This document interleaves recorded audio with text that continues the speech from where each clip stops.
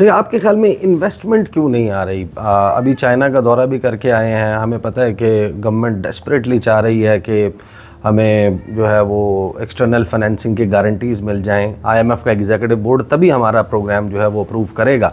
جو ہمارے مسائل ہیں اس میں پیمنٹس ہیں، یہ کیوں نہیں ہو پا رہا؟ دیکھیں چین، سعودی عرب، قطر، UAE، یہ تو وہ ملک ہیں جنہوں نے ہمیشہ پاکستان کو دیے. دیکھیں انویسٹمنٹ تو سچی بات ہے کہ ایسے ہی ہماری ایک سلینگ ہے نا، انویسٹمنٹ ابھی ہمیں نہیں چاہیے.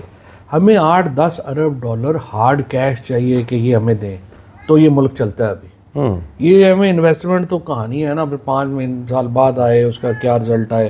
اور انویسٹمنٹ پاکستانی یہاں کرنے کو تیار نہیں ہے، باہر سے کس نے آ کے بھی کرنی ہے. 11 ارب ڈالر تو پاکستانیوں نے جا کے دبئی میں پراپرٹی خرید لی ہے. اور ابھی سینٹرل ایشین اسٹیٹس کے امبیسڈرز مجھے کہہ رہے تھے کہ آپ سارے پاکستانی وہاں خرید رہے ہیں کیونکہ وہ سستا ہے دبئی سے. تو یہ پاکستانی ہی کنونس نہیں ہے پاکستان میں پیسے لگانے کے، تو باہر سے لوگ کیسے کنونس ہوں گے؟ ابھی تو دیکھیں بڑا چیلنج جو کل اورنگزیب صاحب نے بھی جو بات کہی ہے، انہوں نے یہ کہا ہے کہ دیکھیے آپ کو ہارڈ کیش چاہیے. ابھی ہمیں 12 ارب ڈالر آپ کہہ رہے ہیں ان کو، سعودی عربیہ کو، چائنا کو، UAE کو، کہ جی آپ ہمارا ری شیڈیول کر دیں جو ہمارا ڈیو ہے. آپ نے ہر سال دیکھیں آپ نے 17-18 ارب ڈالر واپس کرنا ہے، 6 ارب ڈالر آپ نے سود میں دینا ہے. 24 ارب. ہاں، تو آپ نے 24 ارب ڈالر جو آپ نے واپس کرنا ہے ہر سال. 18 ارب اوریجنل اور اس کا جو ہے وہ 6 ارب سود ہے. اب یہ پیسے آپ سے ارینج ہو سکتے ہیں تو جو کر سکتا ہے فوج کر سکتی ہے تو فوج بسم اللہ، پولیٹیشین کر سکتے ہیں تو پولیٹیشین بسم اللہ، ٹیکنوکریٹس کر سکتے ہیں تو کر لیں. لیکن یہ ہونے نہیں ہے. ہونے سیاست یہ دیکھیں الٹیمیٹلی ملک کو نارملی کرنا پڑے گا اور سٹیبلٹی لانی پڑے گی. آپ کو عمران خان، اس لیے میں گرینڈ پولیٹیکل ڈائلاگ کی بات کرتا ہوں کہ دیکھیں آج عمران خان آ جائیں، اسٹیبلشمنٹ سے آپ کی صلح ہی نہ ہو تو ملک میں سٹیبلٹی کیسے ہوئے گی؟ آج عمران خان آ جائیں اور یہی کھچ کھچ لگی رہے سیاسی جماعتوں کے ساتھ تو سٹیبلٹی کیسے ہوگی؟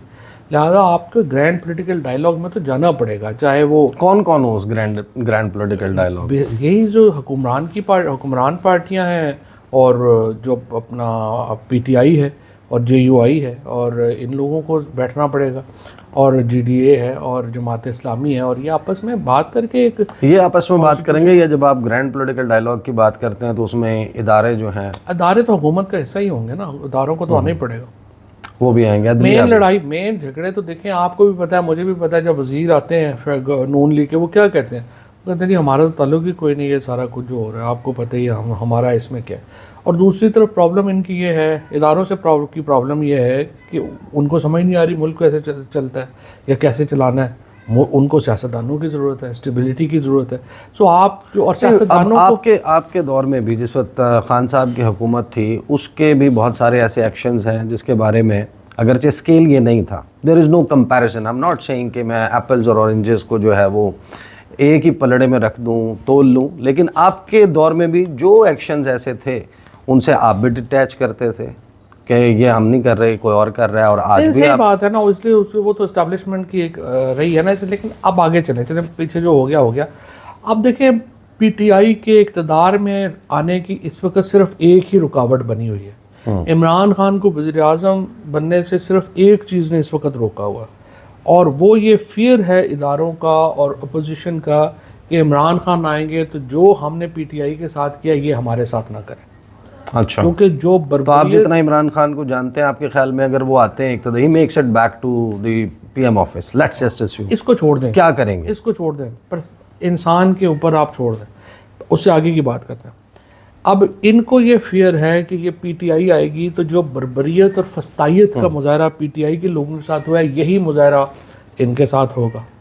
اب PTI کا یہ فرض ہے اور عمران خان کا یہ فرض ہے کہ یہ فیئر جو ہے اس کو دور کیا جائے. اب یہ فیئر کیسے دور ہو سکتا ہے؟ پہلی بات تو یہ ہے کہ ساری پارٹیز کو مل کر کے اکاؤنٹیبلٹی کا اور جو پروسیس ہے اس کو ٹھیک کرنے کی ضرورت ہے. آپ ایک پروسیکیوٹر جنرل پاکستان اپوائنٹ کریں جو کہ ایسے ہی اپوائنٹ ہو جیسے سپریم کورٹ کا جج اپوائنٹ ہوتا ہے، اور اس کے بعد جو یا آپ ادارہ بنا دیں، 3 لوگ اپوائنٹ کر دیں.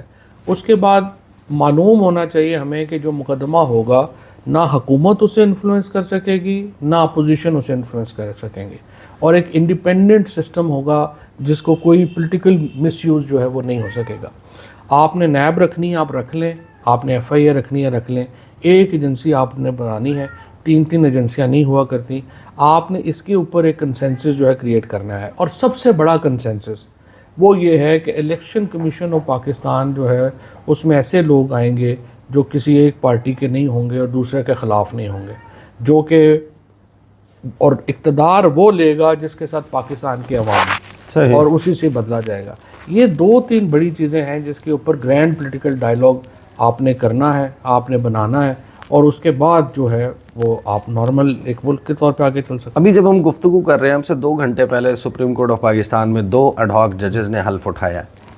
ایک تو آپ بتائیں آپ کی انڈرسٹینڈنگ کیا ہے, یہ ایڈ ہاک ججز کیوں لے کر آئے گئے ہیں؟ کیونکہ بہت زیادہ اس کے اوپر جو ہے وہ لوگوں کو شکوک ہیں. وہ یہ کہتے ہیں کہ کوئی مخصوص نشستوں کے کیس کے فیصلے میں کچھ ہونا ہے, پی ٹی آئی پر پابندی کے معاملے پر کچھ ہونا ہے, اور پھر تحریک انصاف کے کچھ لوگوں نے جیسے ہی ایڈ ہاک ججز کے آنے کی بات آئی انہوں نے کہا کہ ہم تو تحریک چلائیں گے اس کے خلاف.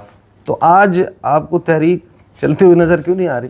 وہ تو حامد خان صاحب تو مجھے شک ہے کہ صبح ان کے اس میں نہ پہنچ گئے حلف میں ہی, اگر ان کو نہیں بلایا تو واحد سے ہوئے تو, ورنہ تو وہ بھی تیار تھے.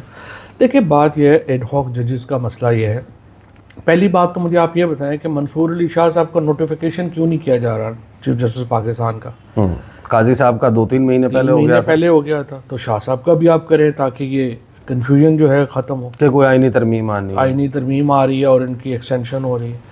دوسری بات یہ ہے کہ پھر یہ جو اس وقت معاملات ہیں یہ آپ منصور علی شاہ صاحب کے اوپر چھوڑیں, اور اس کے اوپر چھوڑیں کہ وہ اس کو کیسے مینیج کرتے ہیں. فائز عیسیٰ صاحب جو ہیں اب خود وہ جا رہے ہیں 2 مہینے میں انشاءاللہ, اور آ کے آپ 1 سال کے لیے آپ نے جج اپوائنٹ کر دیے.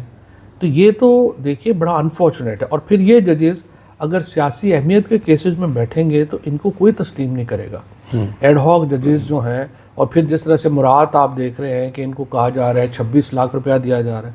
ایک طرف ہم رو رہے ہیں پیسے نہیں ہیں, ایک طرف ہم نے جج 2 روک لیے ہیں, کو 26 لاکھ روپیہ جو دیا جا رہا ہے اس کی کلیریفیکیشن نہیں کر رہی سپریم کورٹ ڈسپائٹ اتنا ہیو اینڈ کرائے کے. سو ان کے اوپر جو ایک اسپیسیفک بیک گراؤنڈ کی وجہ سے ان کے اوپر جو ہے وہ کرٹیسزم آ رہا ہے. اور اگر یہ ججز جو ہیں یہ سیاسی اہمیت کے فیصلوں میں بیٹھیں گے, ملک کے حالات جو پچھلے 2-3 دن میں بہتر ہوئے ہیں یہ پھر ڈیٹیریٹ ہو جائیں. صحیح. اور جو تحریک انصاف نے ایک ریفرنس جو ہے وہ الیکشن کمشنر اور ان کے خلاف بھیجا ہے, اس میں کتنی جان ہے؟ آپ کو لگتا ہے کہ اس میں سبسٹنس؟ اس ریفرنس میں دیکھیے سب سے امپورٹنٹ تو سپریم کورٹ کا یہ جو 8 رکنی بینچ کا بھی فیصلہ آنا ہے ڈیٹیلڈ. ابھی تو یہ ریفرنس فکس نہیں ہوا, اور یہ فکس ہونے کے اندر ہی سپریم کورٹ کا فیصلہ آنا ہے.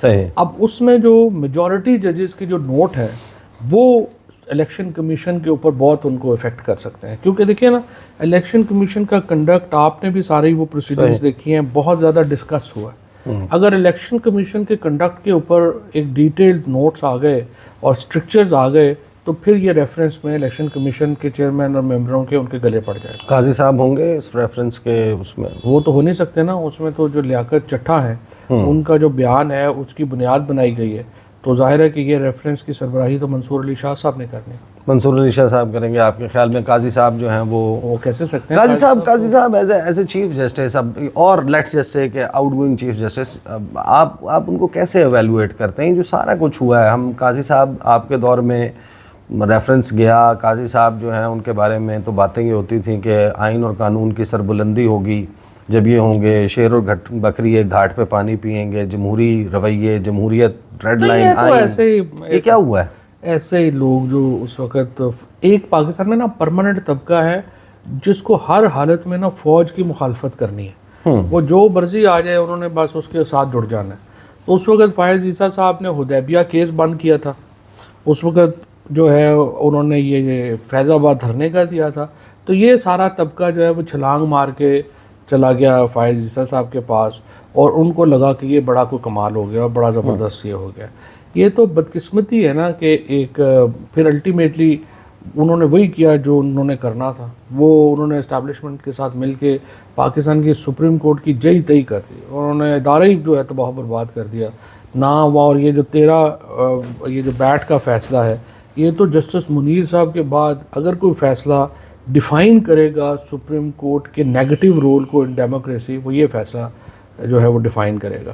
اور اس کے نتیجے میں قاضی فائز عیسیٰ صاحب نے اپنی ذات کو تو نقصان بہت ہی پہنچایا، لیکن جو انہوں نے سپریم کورٹ کو بطور ادارہ نقصان پہنچایا، وہ جو گین کیا تھا سپریم کورٹ نے، وہ سارے کا سارا اس کا بیڑا غرق ہوا۔ القادر کیس اپنی فائنل سٹیجز کے اوپر پہنچ چکا ہے، کتنے % امکان ہے کہ عمران خان جیل سے باہر آ سکتے ہیں آپ کے خیال میں؟ کیونکہ اب یہی ایک میجر کیس رہ گیا۔ سب سے تو پرابلمٹک چیز یہ ہے جو میں سمجھ نہیں آ رہی، میں نے خان صاحب کے وکیلوں کے ساتھ بھی بات کی ہے، دیکھیں آپ آرٹیکل 190 کی امیونٹی جو کیبنٹ کی ہے وہ کیوں اویل نہیں کر رہے؟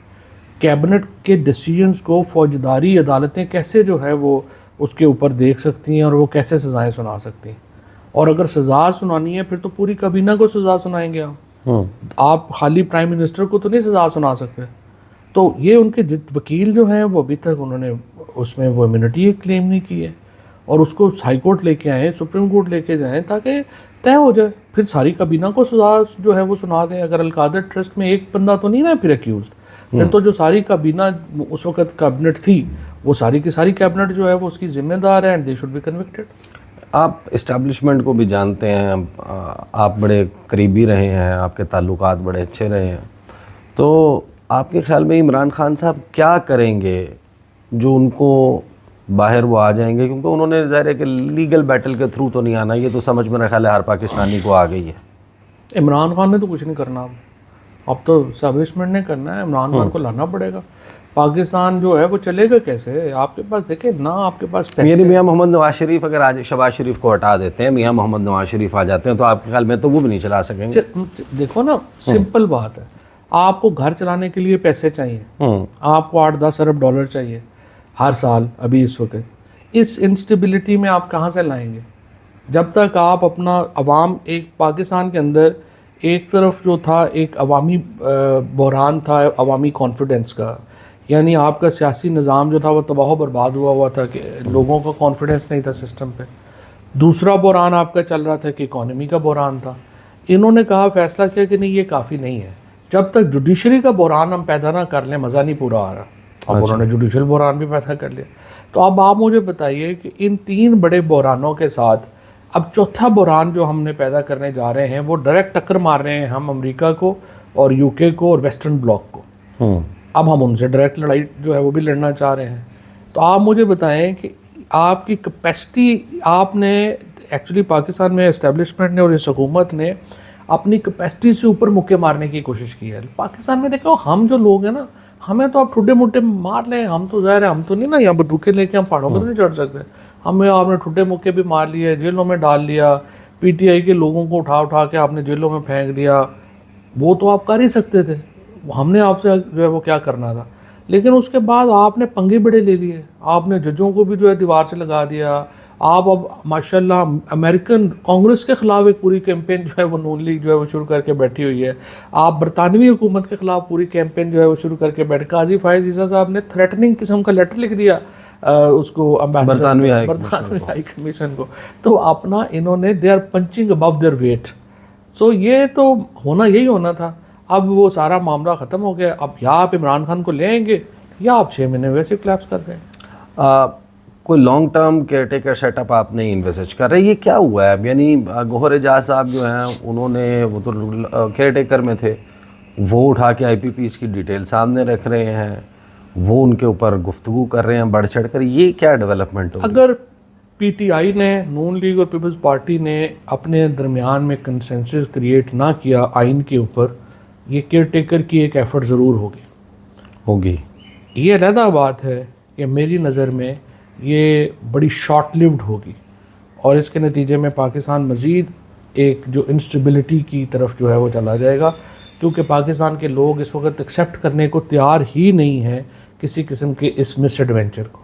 لیکن یہ کوشش ضرور ہوگی، اور اسی لیے میں سمجھتا ہوں کہ نون لیگ اور پیپلز پارٹی، PTI، JUI، ان پارٹیز کو اس کے اوپر ایک گرینڈ ڈائلاگ کر لینا چاہیے، اور اس قسم کی ایفرٹ کو ناکام بنانے کے اوپر ایک مشترکہ جو لائے عمل ہے وہ اناؤنس کر دیں۔ اگر انہوں نے نہ کیا تو یہ ایک کوشش ہوگی، کامیاب نہیں ہونی, I am very sure about it, لیکن کوشش ہوگی اور مزید پاکستان جو ہے اس کو نقصان. اچھا, مجھے اندازہ ہے کہ آپ نے اسلام آباد ہائی کورٹ جانا ہے, تو میں ظاہر گفتگو نشستیں یہ تو چلتی رہتی ہیں اور انشاءاللہ چلتی بھی رہیں گی. مجھے بس فائنلی یہ بتا دیں کہ بہت سارے کوارٹرز سے مطالبہ, یعنی حکومت سے ہم بات کرتے تھے, بہت سارے لوگ تجزیہ نگار جو کہ ادروائز حکومتی جماعتوں کو فیور کرتے ہوئے کہتے تھے کہ عمران خان لچک نہیں دکھا رہے, اس وجہ سے ڈیڈ لاک ہے, عمران خان پیچھے نہیں ہٹ رہے, انا کی قربانی نہیں دے رہے. تو اب یہ جو بیان آ گیا کہ آرمی چیف جو ہیں وہ نیوٹرل ہو جائیں, سپہ سالار کہہ کے مخاطب کیا, یہ جو ساری باتیں کی, what should be the next step؟ اب یعنی اس کا فالو اپ کیسے ہونا چاہیے کہ معاملات اب کسی حل کی طرف چلے جائیں, کیونکہ انہوں نے ہی تنقید شروع کر دی ہے. وہ کہہ رہے ہیں کہ آپ پہلے کہتے تھے نیوٹرل تو جانور ہوتا ہے. نہیں, یہ دونوں نے کر دی ہے. جو تحریک انصاف کے وہ اکاؤنٹ جو ڈی پیاں لگا کے عمران خان کی فوج کے خلاف کیمپین کر رہے تھے, ان کو غش پڑ گئے کہ یہ عمران خان نے کیا کہہ دیا, اور ادھر سے کچھ لوگ جو عمران خان کے خلاف ایک پوزیشن لے کے بیٹھے ہوئے تھے, ظاہر ہے ان کو بھی پرابلم جو ہے وہ آ گئی ہے. لیکن دیکھیے معاملہ یہ ہے کہ آپ 2 سال عمران خان کی انکلوژن کے بغیر سسٹم بنا لیتے, اب نہیں بن سکا, تو ظاہر ہے ری تھنک ہونا چاہیے. اور دیکھیں کوئی اس میں ایشو نہیں ہے, سمپل آپ نے کچھ بھی نہیں کرنا, آپ نے ججوں کو فیصلے جو ہیں اس میں انٹرفیرنس نہیں کرنی, اور آپ نے آئین اور قانون کی جو بالادستی ہے اس کو انڈرمائن کرنے کی ایفرٹس نہیں کرنی. سمپل ہے اسٹیبلشمنٹ سے. اور آپ کیا چاہتے ہیں؟ آپ چاہتے ہیں کہ جو قانون کے مطابق فیصلے ہیں آپ ہونے دیں. ہر ایک کو پتہ ہے یہ کیسز جو ہیں یہ مذاق ہیں, یہ آج ختم ہو جائیں گے, اور جو ہی یہ اگر اسٹیبلشمنٹ کی سپورٹ نہ ہو تو موجودہ حکومت کتنا عرصہ چل سکتی ہے آپ کے خیال میں؟ میرا خیال ہے 2-2.5 گھنٹے تو نکال ہی لیں گے. 2-2.5 گھنٹے اچھا 2-2.5 گھنٹے آپ کے خیال میں. اور اگر عمران خان کو ڈیالہ جیل سے رہا کیا جاتا ہے تو بنی گالہ کا سفر کتنے وقت میں طے ہوگا؟ نہیں, یہ تو بنی گالہ تو میرا خیال ہے عمران خان نکلیں تو پھر تو لاہور سے جو پشاور تک جو ہے آپ کو ساری سر نظر آئے گی, اور عوام بہت بڑی. عمران خان تو اس وقت اس دوران ہی حکومت چلے آئیکونک ہے. ہاں بالکل. چلیں, گفتگو کا سلسلہ جاری رہے گا. بہت شکریہ فواد چودھری صاحب, بہت شکریہ. اللہ حافظ.